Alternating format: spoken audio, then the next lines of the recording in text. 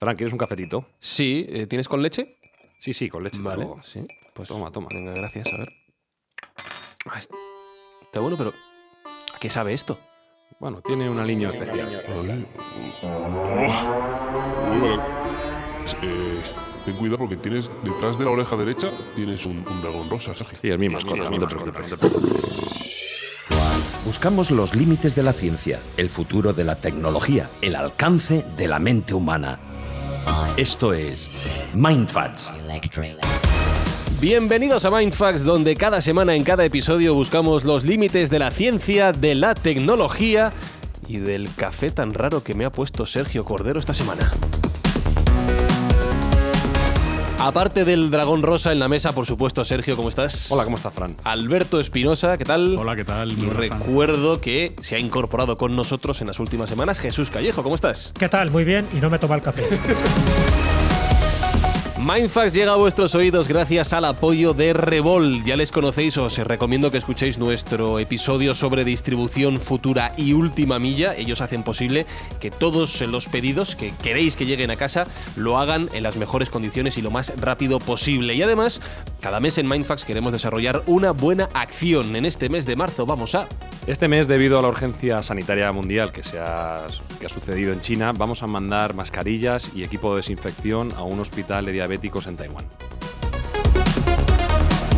Dicho todo esto, vamos a arrancar.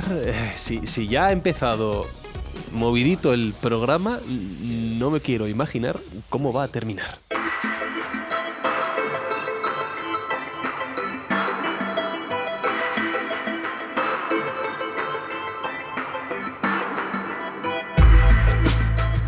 Bueno, espero que lo terminemos bien. Yo por lo menos espero terminarlo sabiendo lo que veo y entendiendo todo lo que escucho, más allá de este dragoncito que tenemos en la habitación. Pero hoy hablamos de sustancias, puedo decir drogas también, todo tipo de elixires que buscan de alguna forma desafiar a la muerte, que es parte de este especial que estamos desarrollando en Mindfacts, saliendo de los límites de nuestra propia percepción.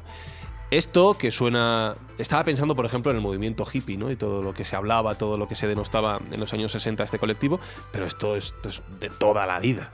Sí, ciertamente consustancial a la esencia humana es intentar escapar a la certeza que tenemos acerca de la muerte. Todos tenemos claro que en algún momento vamos a morir, pero hay gente que se rebela contra esa certeza. Y desde luego que se ha buscado desde el inicio de los tiempos la fórmula para escapar, qué elixires tomar, qué pócimas proceder para intentar dilatar al máximo posible el tiempo de la muerte o incluso esquivarla. Mira que lo hemos intentado, Jesús, pero todavía no hemos encontrado la fórmula perfecta. Todavía no, estamos detrás de ese elixir de la eterna juventud, no somos los primeros. Acuérdate que ya Juan Ponce de León ya intentaba buscar esa fuente de la eterna juventud y buscándolo, pues al final descubre Florida.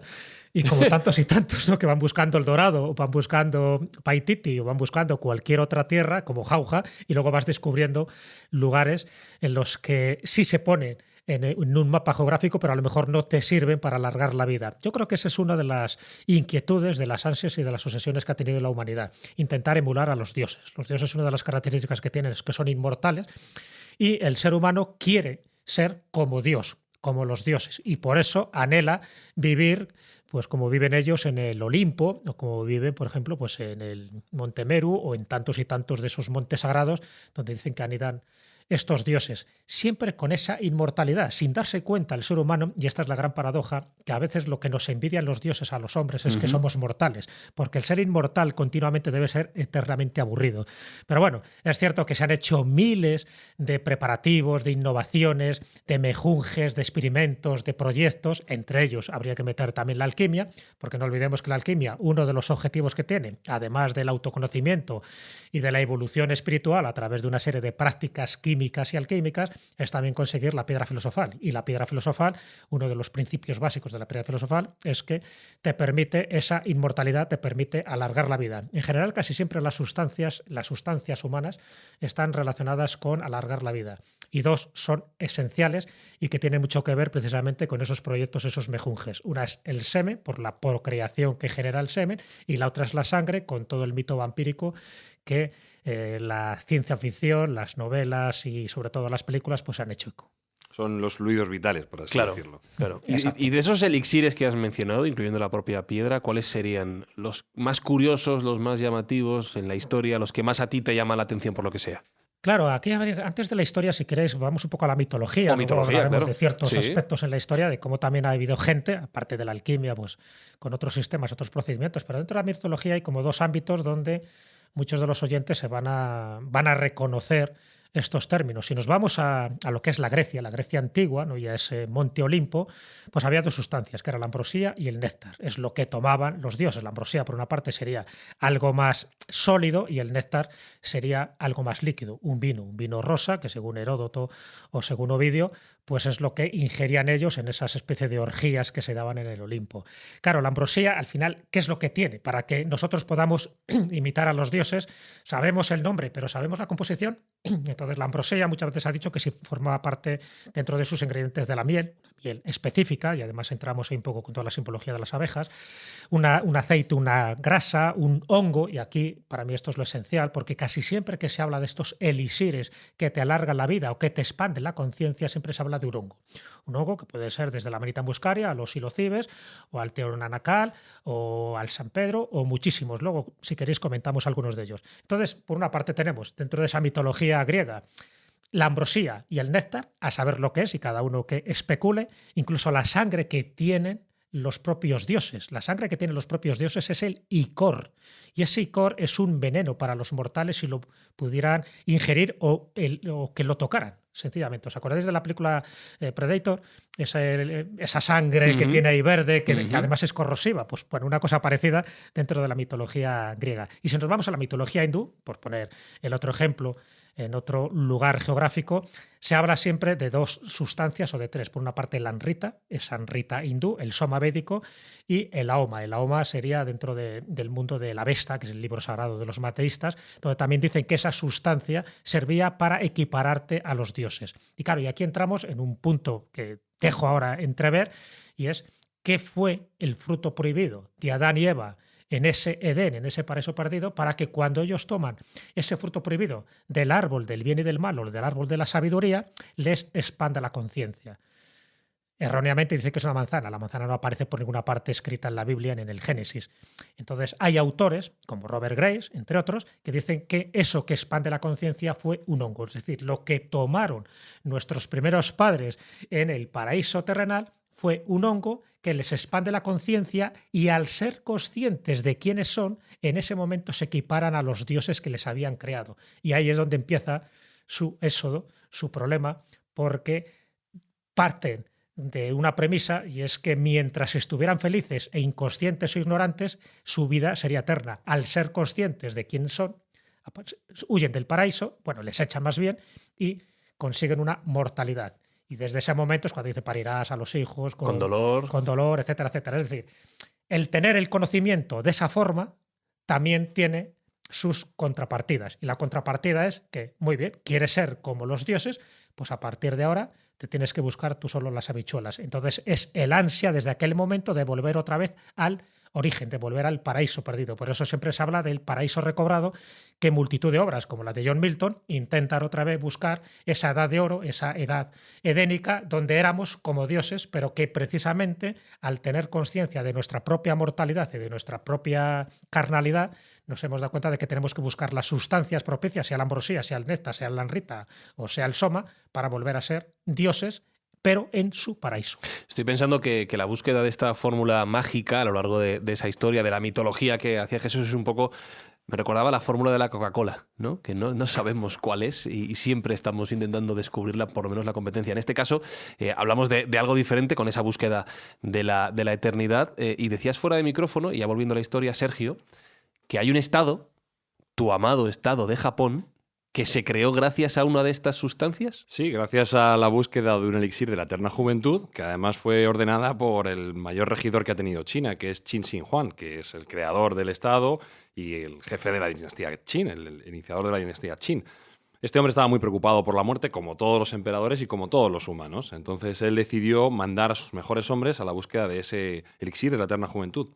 Concretamente mandó a Shu Fu, que a nosotros nos suena un poco a risa, pero debe ser algo muy serio en China, Ajá. porque lo mandó con no menos de 3.000 vírgenes entre chicos y chicas para conseguir ese elixir de la eterna juventud. ¿Y por qué las 3.000 vírgenes o los 3.000 vírgenes? Pues debe ser que para que no purificar que un no poco fuera la solo. misión, para que Ajá. fuera una misión pura y casta, y que tuviera más posibilidades de éxito. Tampoco sé el trasfondo exacto, pero quiero yo imaginarlo.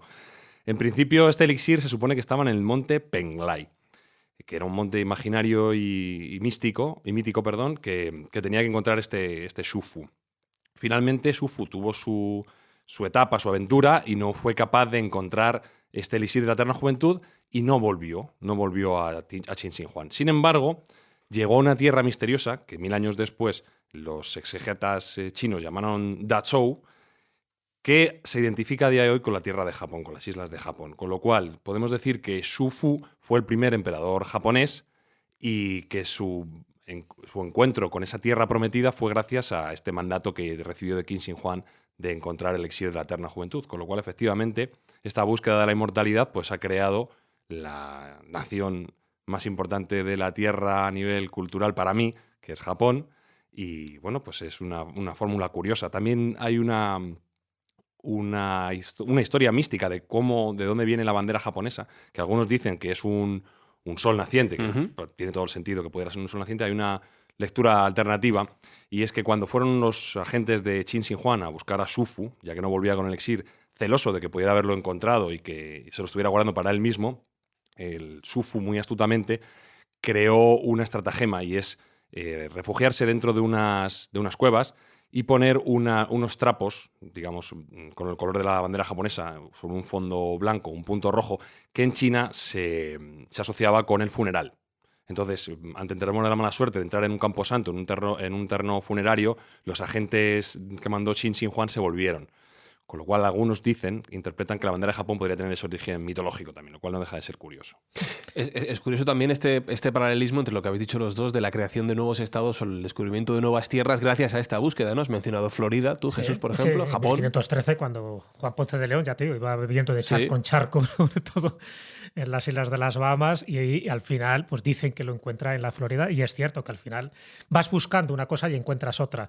En el caso de Qin Shi Huang es curioso porque va buscando la inmortalidad de ese elixir, que no lo encuentra porque evidentemente muere, creo que muere en el 210 a.C., pero es verdad que esas ansias de inmortalidad no eran suyas expresamente, ya desde antes. Acuérdate, por ejemplo, que se habla de los melocotones místicos o melocotones dorados y sagrados que te permitirían tener esa inmortalidad, ¿no? Como un poco como las manzanas de oro de las Hespérides, que entre otras cosas pues fue buscando también Hércules y tantos héroes legendarios. Es decir, siempre se ha pensado que hay un producto, que hay una sustancia, muchas veces representada en productos que nosotros conocemos, como pueden ser melocotones o manzanas, que te puede dar esa inmortalidad, pero que a su vez tiene unos ingredientes que no son los comunes. ¿Por qué? Porque esos ingredientes son los que están insuflados por el hálito divino, es decir, por Dios. Por eso casi siempre estos lugares están más allá de la geografía física, están en una geografía mítica. Por eso siempre estamos hablando de montes sagrados y de lugares inaccesibles como la isla de los inmortales.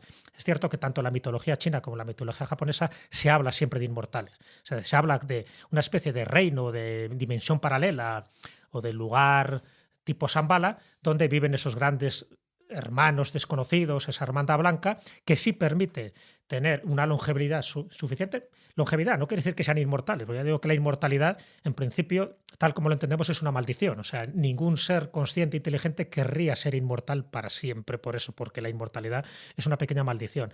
Entonces, pero el ser humano lo que sí quiere es, pues eso, luchar contra la muerte. Es decir, ¿por qué yo tengo que morir con 60, 70, 80 años? Entonces, el ser humano, y sobre todo el que es poderoso, el tipo de Qin Shi Huang, que era más poderoso que nadie, ¿no? Tenía el poder sobre la vida y la muerte, intenta crear esa especie de inmortalidad o de alargar su vida y no lo consigue. Muere, y muere además antes de lo que él se imaginaba.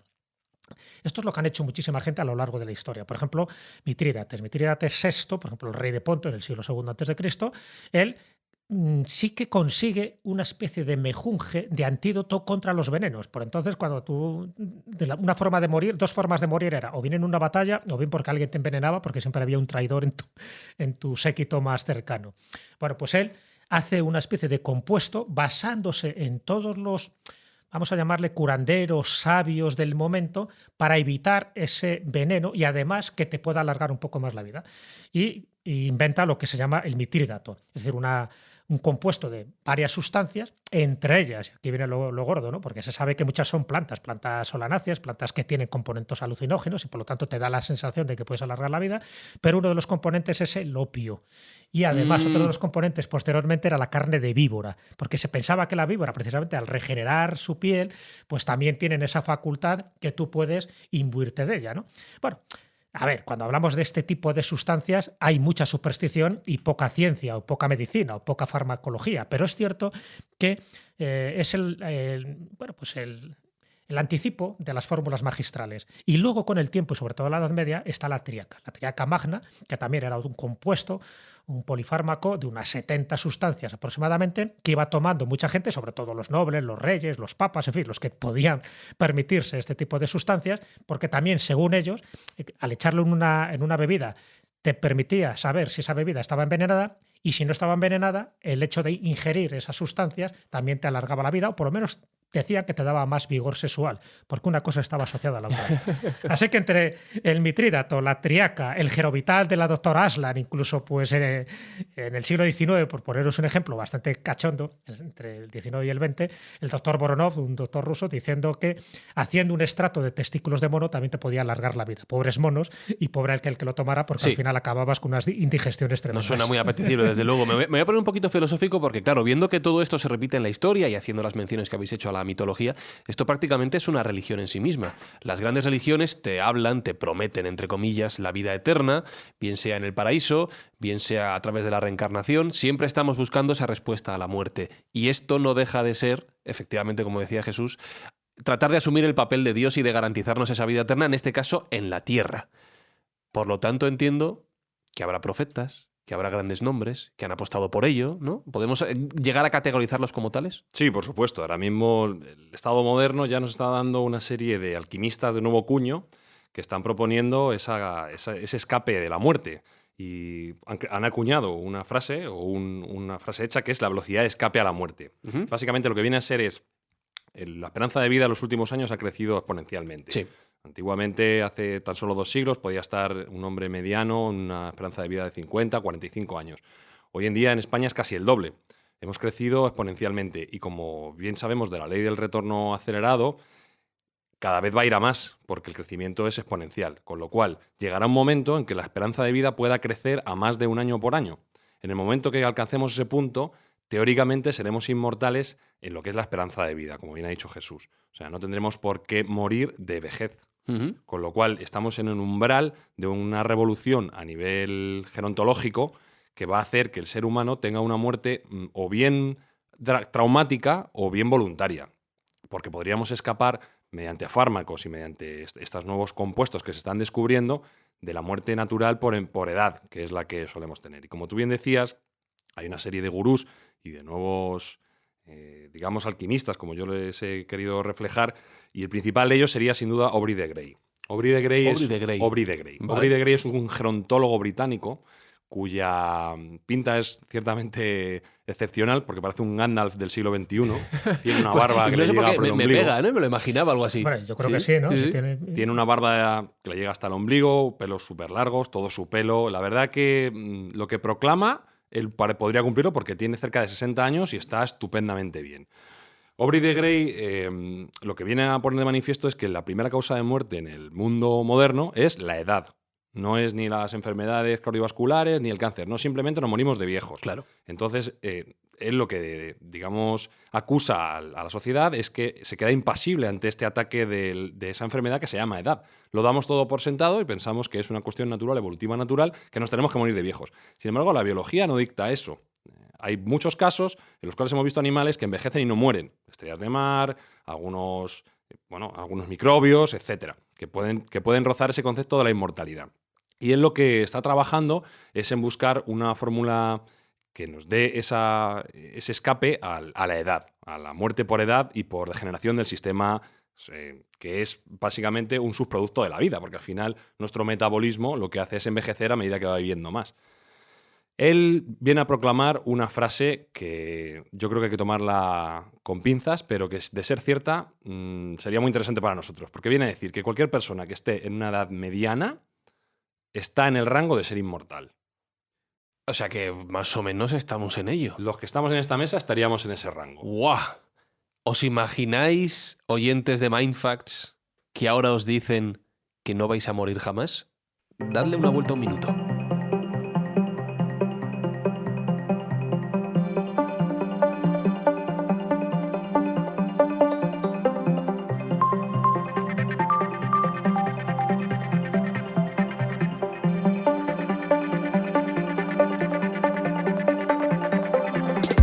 Bueno, no me lo puedo ni imaginar, la verdad. He hecho la pregunta al aire. Espi, yo no sé si tú te puedes imaginar el ser inmortal.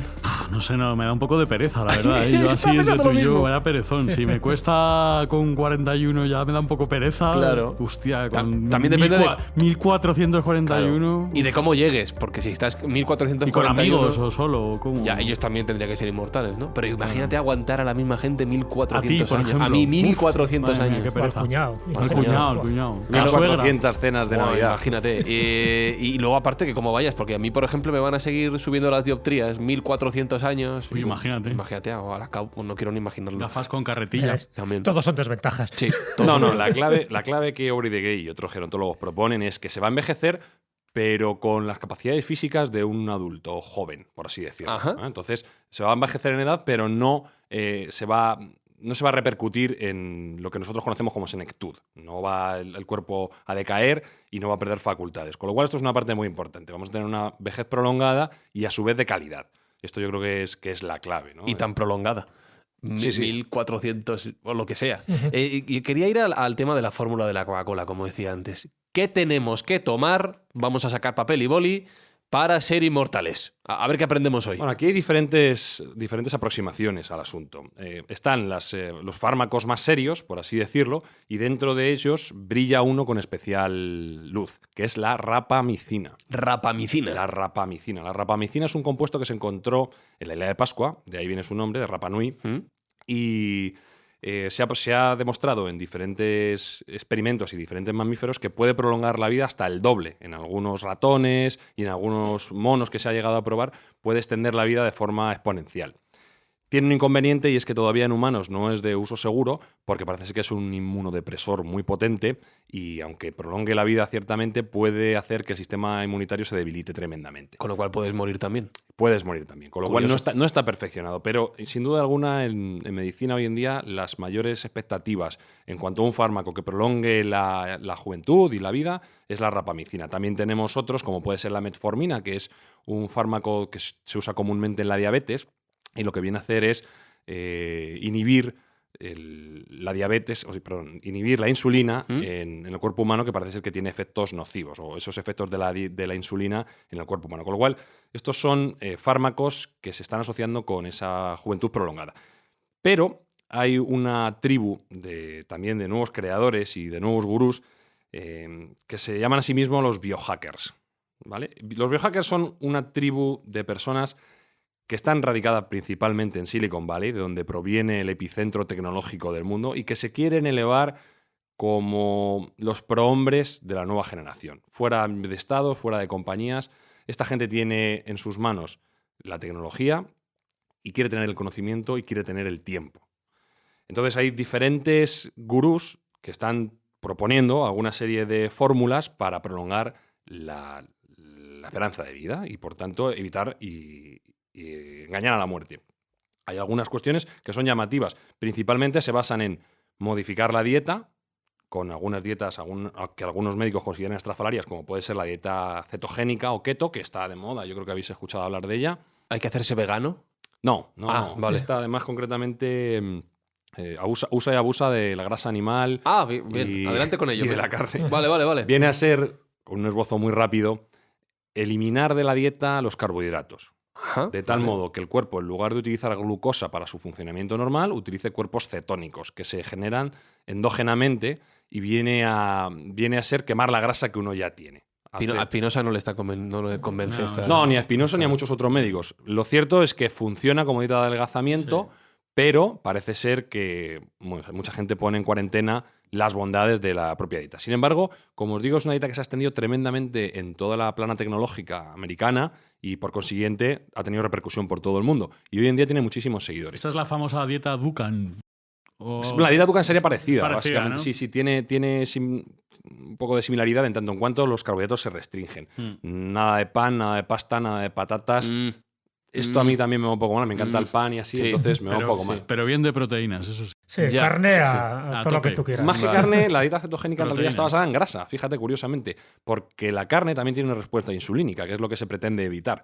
Entonces, habría que tomar mucho aceite de oliva, mucha mantequilla, mucha yema de huevo, todo lo que sea graso, queso, estaría más que permitido y bienvenido en esa dieta. Que es contraintuitivo completamente. Un hígado feliz, además. Claro, Sí, bueno, trabajando a tope. Lo cierto es que luego las pruebas médicas que se han realizado no parece que sean tan nocivas. Hay gente que mejora su perfil lipídico en la sangre y, bueno, hay gente que le está funcionando realmente. Yo conozco casos además cercanos que han adelgazado. Lo que pasa es que luego tiene inconvenientes. Claro, yo te iba a decir que si hay que quitar los filetes, si hay que quitar el pan, a mí no me convence esta. No es la más, digamos, apetecible. sustanciosa y la que más. ¿Tienes Con lo bien que alguna- nos gusta comer. Sí, ¿alguna otra sí que sea Sí, que pero sea no te mejor? va a gustar tampoco, ¿Tampoco? por lo que veo. No, Vaya, no. hombre. Otra moda muy de moda, que es el ayuno intermitente. No me gusta tampoco.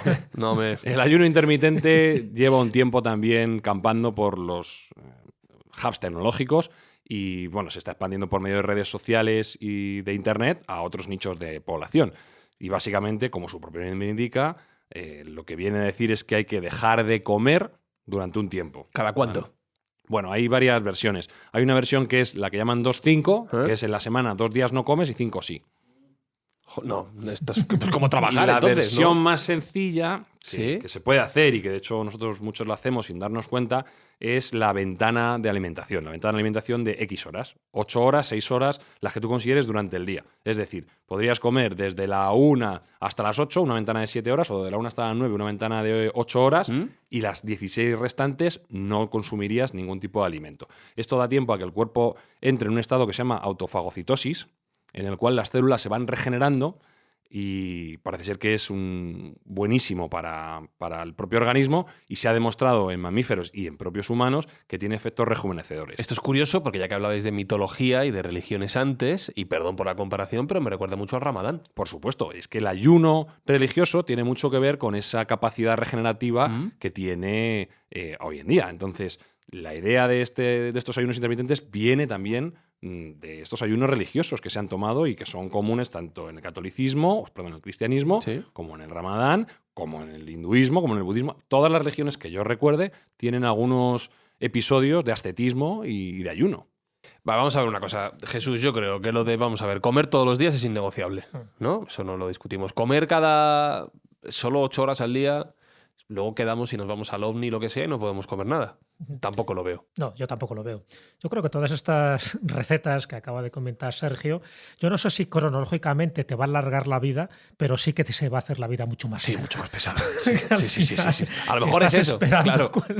cuando termina la dieta. Pasa un poco como el Ramadán. Ya sabes que el Ramadán es un ayuno un poco también relativo, porque es el ayuno hasta que se pone el sol. Un ayuno De ahí intermitente. pues ya comes un poco de todo, ¿no? Pero es cierto que el ayuno, desde ese punto de vista tanto dietético como religioso, es para purificar el cuerpo. O sea, que es una especie de ascetismo, es decir, yo puedo estar durante unos cuantos días en ayunas como ofrenda a Dios. Como sacrificio, claro. Como sacrificio, Sí. pero también, y indirectamente, aunque eso no se dice, pero también porque te regenera un poco, ¿no? Y eso te lo dice cualquier médico. Es decir, de vez en cuando conviene eliminar toxinas. Una forma de eliminar toxinas es eso, dejar a tus órganos libres sin que les metas ninguna otra sustancia, por menos sólida. Líquidas es distinto. Y es cierto, vamos, un poco lo que estaba diciendo Sergio, hay cantidad de personas, de gente que ha intentado luchar contra eso, contra la muerte, o por lo menos contra la cronología en la que uno debería ya dejar este mundo o esta envoltura llamada cuerpo. Y claro, los intentos que se han hecho son muchísimos, desde lo más grotesco, y ahí os he contado lo de Voronov, hasta los más racionales y sensatos, ¿no? Y lo sensato es sabiendo que en la naturaleza tienes multitud de cosas que te pueden dañar, pero también te pueden sanar. Es decir, es conocer un poco las propiedades que tienen, pues por ejemplo, los árboles o cada planta. Eso ya lo decía Paracelso. Paracelso decía en su momento, dice, Dios no ha puesto ninguna enfermedad en este mundo sin haber puesto también el remedio para curarlas. Otra cosa es que sepamos cuál es el remedio. Antes Sergio hablaba de que en Rapa Nui, en la isla de Pascua, se ha encontrado una de esas sustancias, y no te digo en el Amazonas, antes de que lo deforesten por completo, porque ahí perderemos una gran farmacopea natural, ¿no? Igual que en tantos y tantos lugares. Pero bueno, fíjate, si hacemos caso un poco a los que más saben en general de todo esto, y uno de los que siempre ha ido por delante de nosotros ha sido Buda, él decía una cosa que para mí me parece esencial, porque en el fondo está en la base de todo lo que nos enferma y a la postre por lo que vamos a morir. Decía Buda que nosotros somos lo que respiramos, lo que pensamos. Incluso también lo que comemos. Es decir, serían como 3 componentes que son esenciales. En el fondo, si os dais cuenta, al final, ¿de qué morimos a la larga? De lo que estamos respirando, la cantidad de porquerías que estamos respirando, de lo que comemos, lo para que muchas veces son enfermedades que se manifiestan a largo plazo, entonces no somos conscientes que a lo mejor por la ingesta de esa carne concreto, de ese pescado que tenía mercurio, de ese anisakis, pues al final te genera una serie de inconvenientes físicos.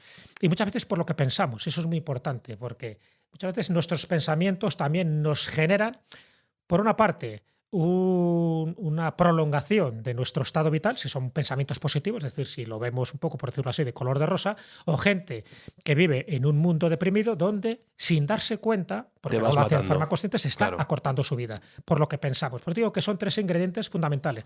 ¿Qué es lo que ha hecho la gente? Pues decir, bueno, pues vamos a atacar estos 3 frentes precisamente, no tanto para no morir, que yo creo que estamos todos de acuerdo, que es una falacia y además sería un inconveniente, sino para alargar la vida. Y no solo alargarla, sino que sea más placentera los años que vivamos en este planeta llamado Tierra. Entonces, vamos a ser conscientes con lo que pensamos, no seamos negativos porque eso nos está perjudicando, nos está, por decirlo así, bajando nuestro sistema inmune.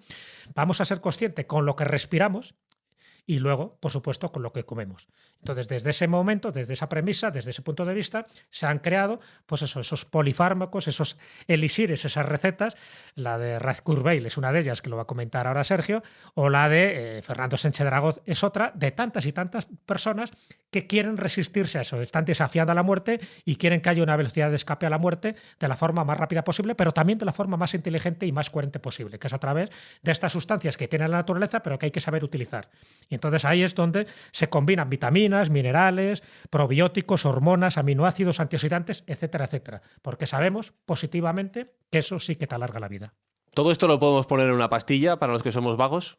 En una sola no, hay que tomar más de una, pero bueno, ¿cuántas hay que tomar? Bueno, depende de a quién sigas. Por ejemplo, si seguimos la dieta o el plan personal de un gurú, que también está muy presente en nuestros programas, que es Ray Kurzweil, recordemos, jefe de ingeniería de Google, inventor del sintetizador, y predijo la caída del muro de Berlín, el teléfono móvil, etcétera, etcétera, etcétera, un visionario. Pues este señor toma todos los días 250 pastillas. ¿Eso es peor que hacerse mayor? Bueno, un pastillero, la verdad, como un camión ese señor. A él le está yendo bien, la verdad, porque si tú le ves, tiene 70 y tantos años y parece que tuviera 50. Además, este señor empezó este tipo de dieta, este tipo de plan personal, a raíz de que se le diagnosticó diabetes de tipo 2 cuando tenía 35 años. Y a día de hoy, él dice que ha resuelto la enfermedad, la ha revertido completamente, con lo cual ya no es enfermo gracias a su plan de dieta, a su plan de ejercicio y sobre todo a estos suplementos, esta suplementación extrema a la cual se somete. Si tuviéramos que simplemente entresacar las más importantes, y dichas por él mismo, serían 3. Por favor, que nadie tome nada de lo que estamos diciendo aquí porque simplemente estamos haciéndonos referencia de lo que gente toma. A título de inventario solo. Sí, no nos hacemos responsables. No, por favor. No hagáis esto en casa, por favor. Exactamente. Entonces, sus 3 elecciones principales serían la fosfatidilcodina, el resveratrol, que es bastante conocido en España porque deriva de un subproducto de la uva, y el ubiquinol, también conocido como coenzima Q10, es el principio activo de la coenzima Q10, que también es bastante conocido. Con estos 3, digamos, estrellas sería suficiente para empezar a adentrarse en el mundo de la suplementación.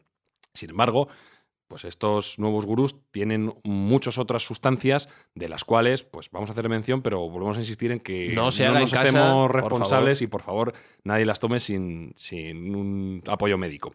Lo que se ha puesto de moda para la gestión del cuerpo, hormonas y del conocimiento son lo que se llaman nootrópicos.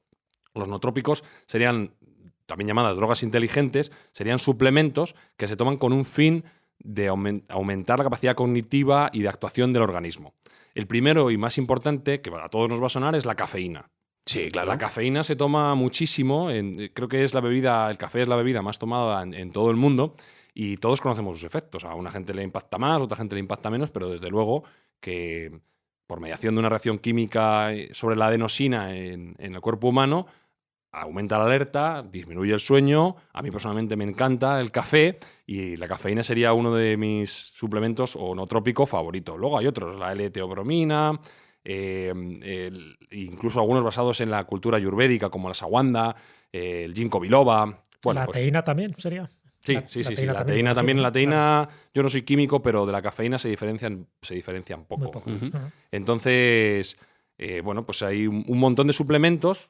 Incluso hay una industria que ha crecido un poco al albur de este tipo de suministros, pues que se están tomando tremendamente con la gente con la intención de crear un conocimiento expandido, hacer mejor su trabajo, estar más concentrados y, en definitiva, ser más eficientes. De la cafeína os puedo contar una anécdota también. Una de las bebidas que fue estrella durante el año pasado en Estados Unidos es el llamado café a prueba de balas. ¿Qué es lo que me has puesto tú antes? Sí. No, ese iba vale. con otra cosa que hablaremos después. Vale. ¿Y qué diferencia hay? El café a prueba de balas pues tiene una narrativa muy curiosa. Si yo te digo simplemente que el café a prueba de balas es un café con mantequilla...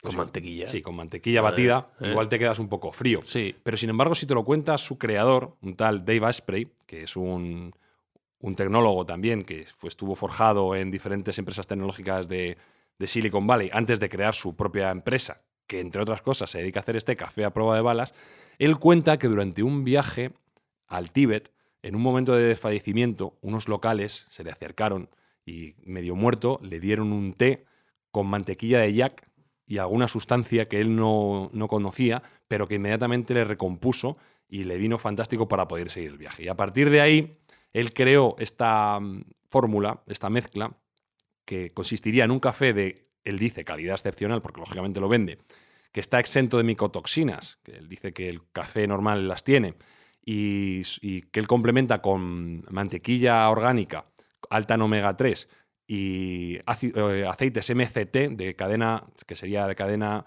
mediana, y aceite de coco. O sea, esta sería la fórmula básica. Todo eso se bate, queda un café como si fuera un cappuccino, así con espumilla y blanco. Y la verdad que de sabor está bastante bueno.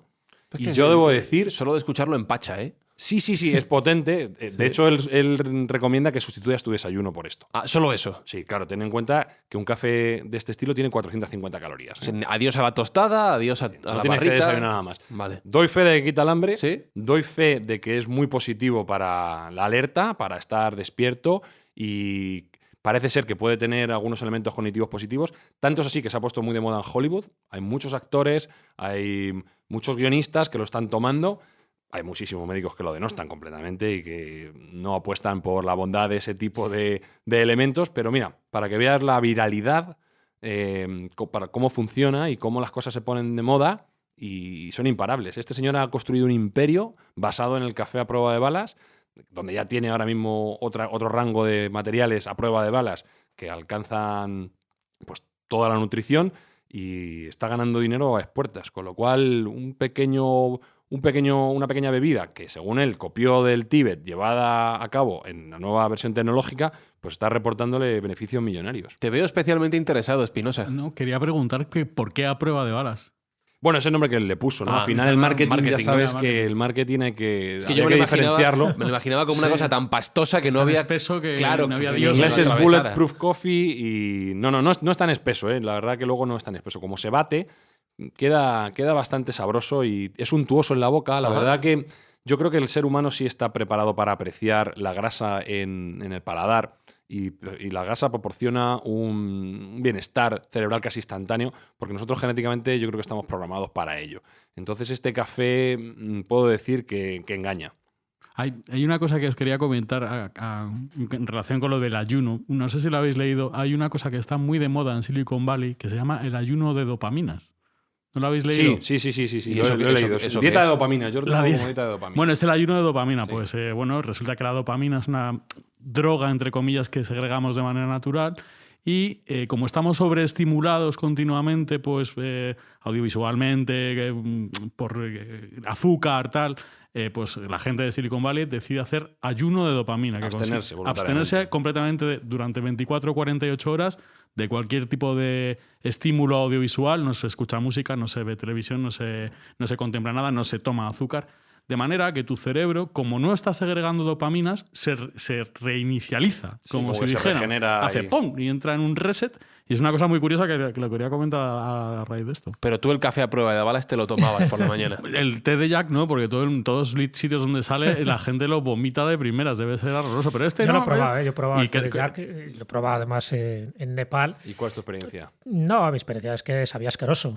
Pero también reconozco que es un producto y una sustancia propia de esas altitudes. Claro. Es decir, cuando tú estás pues eso, a 3.000 metros de altitud y has hecho un esfuerzo físico y tal, te tomas un té de estos reconstituyentes más caliente, que no sabe para nada el té normal, donde ves que flotan ahí la grasilla, ¿no?, de esa de Jack, excepto que te sabe a rayos, pero también el cuerpo te lo deja entonado.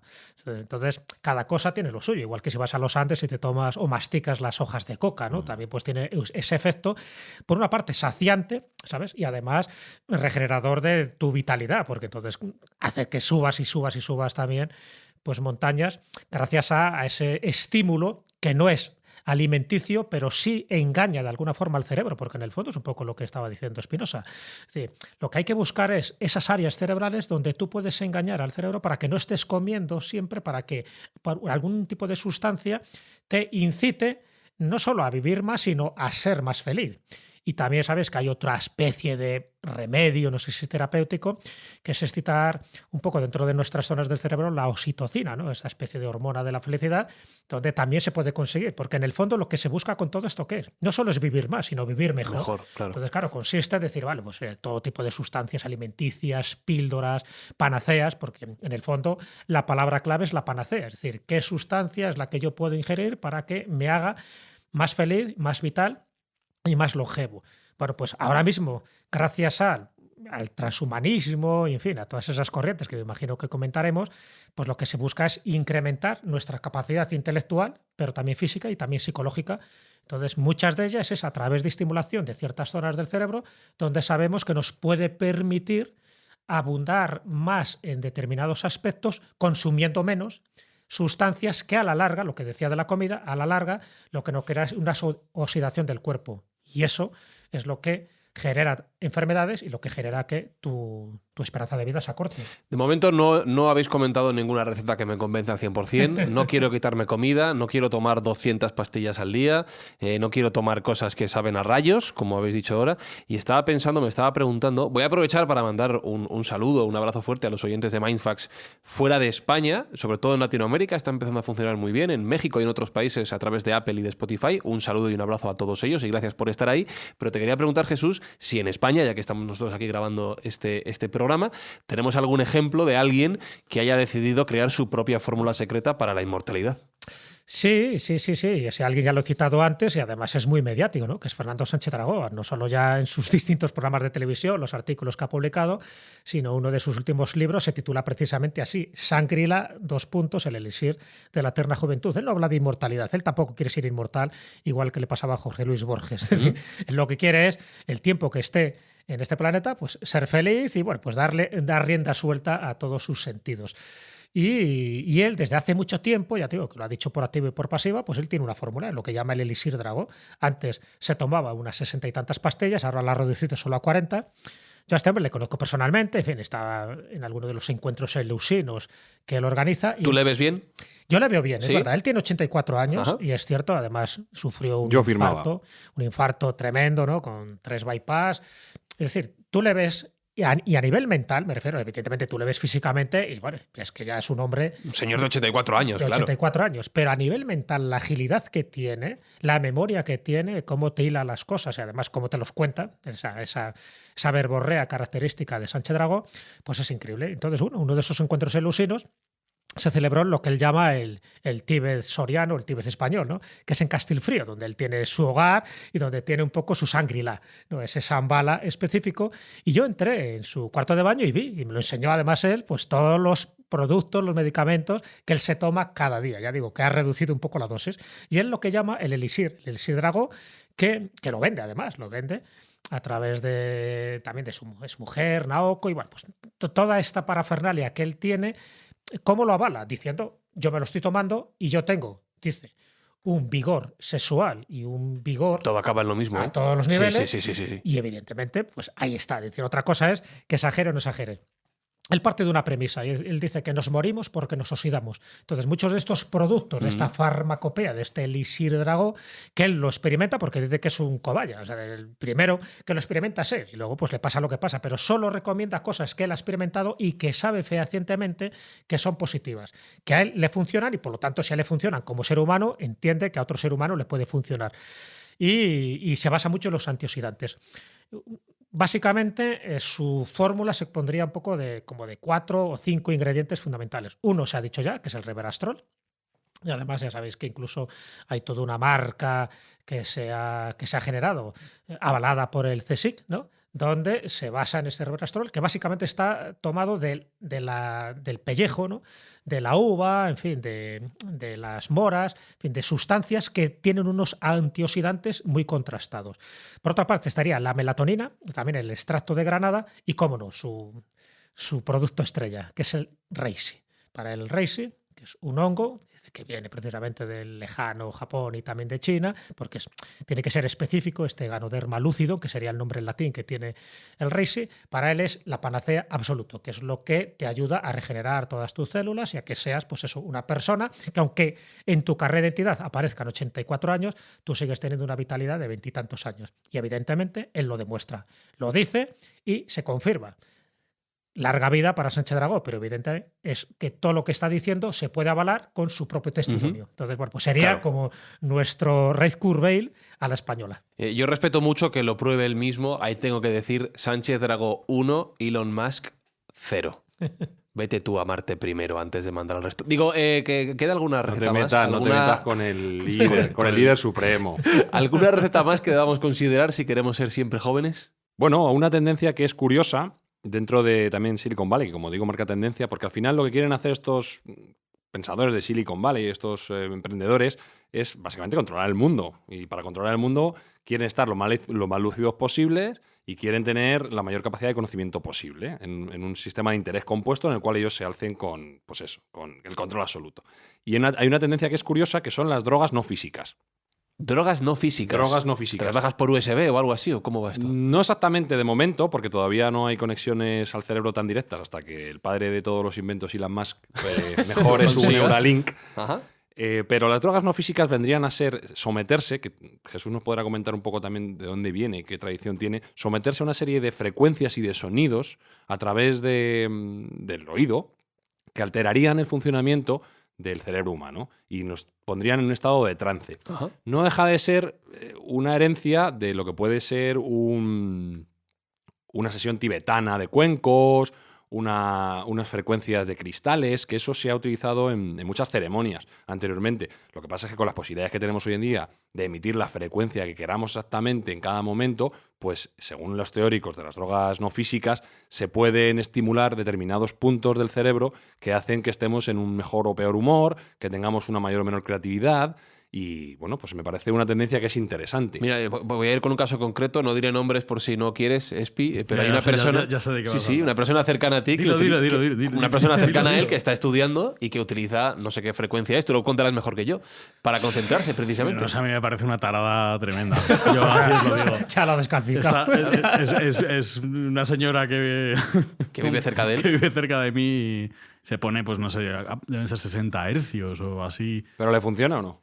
Ella dice que sí, Pues ya se está. los coloca para estudiar, dice que los hemisferios cerebrales se les sincronizan y no sé Está qué. un poco basado en lo que os iba a comentar, ¿no? Y además yo lo conozco porque he hecho experimentos un poco en ese sentido. Yo Ajá. un poco un mini Dragó El que Sánchez también Dragó, me sí. gusta experimentar en cosas que yo creo que pueden ser beneficiosas, ¿no? Para mí y para mi gente. Entonces, hay un instituto que se llama el Instituto Monroe, donde juega precisamente con esas frecuencias que son los sonidos binaurales. Es decir, tú te colocas unos cascos. Eso, no me acordaba el nombre. Claro, te entra pues, una frecuencia por un lado y otra, y luego tu cerebro, tus dos hemisferios, pues lo equilibra, lo regula. Y luego, según qué tipo de frecuencia, incluso qué tipo de música, pues también sirve para estimular determinadas zonas del cerebro, que sirve para eso también. Para intentar, pues eso, para tener un grado hedonista mucho mayor, ¿no?, de la vida, o más positivo, o más alegre, o sencillamente no tanto para alargar la vida, pero sí un poco por los condicionamientos que os decía antes. En la medida que tu cerebro esté sano, que esté equilibrado, pues mucho más vas a alargar la vida por razones obvias, ¿no? Entonces sí que los sonidos, lo que tú decías, no son drogas, pero es aprovechar la tecnología para que tu cerebro se autorregule o más bien se equilibre. Mira, ha encontrado Espi una de esas frecuencias, a ver. A ver. Esto es. Me parece un aspirador. ¿Y dices que se pone a estudiar con esto? Sí. A ver. Es un aspirador con un grifo de fondo, Sí, ¿no? me dan ganas de ir al baño. Es como si estuvieras en la nave espacial de 2001, allí, ¿sabes? Con un congelador de fondo, una cámara frigorífica. Ajá. O sea, que estos son las drogas no físicas. Efectivamente, esto es una tendencia también que, bueno, intentando mejorar la capacidad cognitiva, pues están utilizando estos nuevos emprendedores y estos nuevos exploradores del propio cerebro. Sin embargo, no se resume solo a esto, también utilizan las físicas y utilizan las drogas físicas con un objetivo recreativo. Ajá. ¿Por ejemplo? Pues, por ejemplo, se está también experimentando con dosis mínimas de LSD y MDMA. Ah, entiendo ahora lo del café. Sí, efectivamente. Vale. Ahora ya lo has ligado. Vale. Esta gente que intenta dar un nuevo uso a este tipo de drogas están buscando desconectar o relajar por mediación de estas sustancias. Por ejemplo, el LSD en concentraciones muy pequeñas conseguiría una relajación después de un día duro de trabajo mucho más placentera que nuestra típica siesta. Con lo cual, bueno, pues ellos están utilizando este tipo de sustancias con un fin de mejora, no puramente recreativo, aunque nosotros las conocemos estas drogas como drogas de recreación, como tú bien decías al principio del programa. Los hippies las utilizaron en los años 60 y 70. El MDMA es una sustancia que se ha utilizado en los años 80 y 90 en muchísimos clubes de baile y hoy en día todavía está presente en algunos sitios. Bueno, pues estos nuevos gurús lo que están intentando es dar una vuelta y utilizar estas drogas con un fin positivo, por así decirlo, para lo cual hay que reducir tremendamente la dosis. Yo tengo una experiencia personal y es que en Japón coincidí, por curiosidades de la vida, con un alto cargo de WeWork, la empresa de alquiler de oficinas, por tiempo. Y él me reconoció que tomaba estas microdosis de LSD y que le ayudaban tremendamente a desconectar y que al estar sometido a muchísima presión y a muchísimo estrés, pues una vez que había empezado ya no podía parar, que lo hacía con una supervisión médica y que le dejaba absolutamente relajado. Normalmente termino cada episodio haciendo una pregunta trascendental de si vosotros haríais tal. No voy a preguntar si vosotros querríais ser inmortales o eternamente jóvenes, eso ya lo dejo a consideración de cada una. La pregunta de esta semana, Espinosa, es... ¿tú cambiarías la siesta por un poquito de LSD? Joder, qué pregunta más trampa. Sí. No, en principio no. Yo tampoco, yo no lo veo. La siesta es la sagrada. siesta, 20 minutitos. La siesta es el yoga español. Claro. Bueno, pero a lo mejor te puedes tomar el LSD y luego irte a dormir la siesta. No hay por qué elegir tampoco, ¿no? Ya Vaya te siesta más planchado, creativa claro, que tienes para ahí. todo el día. Vas a tener unos sueños ahí Además, muy divertidos. ver el Tour de Francia con un poquito de LSD no tiene el mismo efecto, seguro. ¿eh?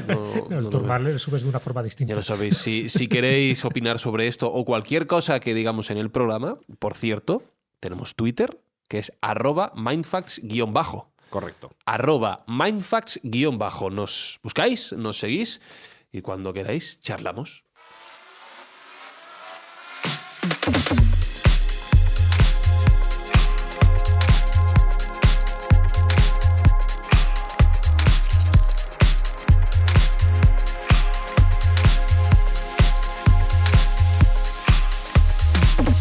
Pues Jesús, yo creo que donde esté un buen café con leche por la mañana, un buen bocata de jamón a cualquier hora del día y una siesta, para mí es la mejor receta para ser joven. O un chocolate con porras, chocolate. Ya que vivimos en Madrid.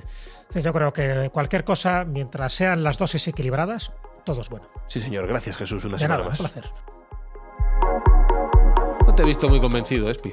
Sí, no, estoy de acuerdo. ¿Probarás? ¿El qué? ¿Cualquier cosa de estas? ¿El café a prueba de balas? El café a prueba de balas no me importaría. Sí. El LSD a lo mejor tampoco. Ajá. Y no, pero los ayunos estos que todo esto no me ha convencido nada. Todo lo que no sea no comer es malo. No, eso no. no. Yo no quiero vivir una vida así. No. Gracias, Espi. A vosotros. Y Sergio, solo nos queda recordar, como cada semana, que este programa llega a los oyentes de Mindfax gracias al apoyo de Revolt, ya les conocéis, aquí les habéis escuchado, y que, como siempre, Mindfax tiene una buena acción asociada, que este mes será... Este mes va a ser enviar material quirúrgico y médico para la gran plaga de coronavirus que estamos teniendo en el mundo. Se lo vamos a mandar a un hospital de diabéticos de Taiwán. Y antes de cortar, quiero hacer una confesión. ¿Cuál? Yo también tomo alguna cosilla especial para preparar los programas. ¿Pero cómo? ¿Cuál? Sí. ¿Qué Antes tomas? de cualquier programa de Mindfax, tengo un ritual por el cual me preparo un bocata de sardinas. Claro que sí. Antes de empezar, que me da un subidón de omega 3 y Ajá. hace que mi cerebro funcione a un poquito mejor ritmo del que suele funcionar, que es bastante malo. Me parece muy bien, pero solo le veo un problema. Pescado, ¿no? ¿El pescado y la inmortalidad también van unidos? Mano a mano. No, yo no quiero vivir en un mundo así, no quiero. Pues gracias, Sergio, y gracias a todos vosotros. La semana que viene nos escuchamos aquí en Mindfax. ¡Chao! Mindfacts llega cada semana a tus oídos a través de Spotify, Apple Podcast, iVoox, Google Podcast o tu aplicación favorita. Búscanos en redes sociales. Somos Mindfacts. ¿Alguien quiere tomar un poco de LSD? Tengo aquí todos los ingredientes necesarios. Lo único que necesito es un sitio donde cocinarlo.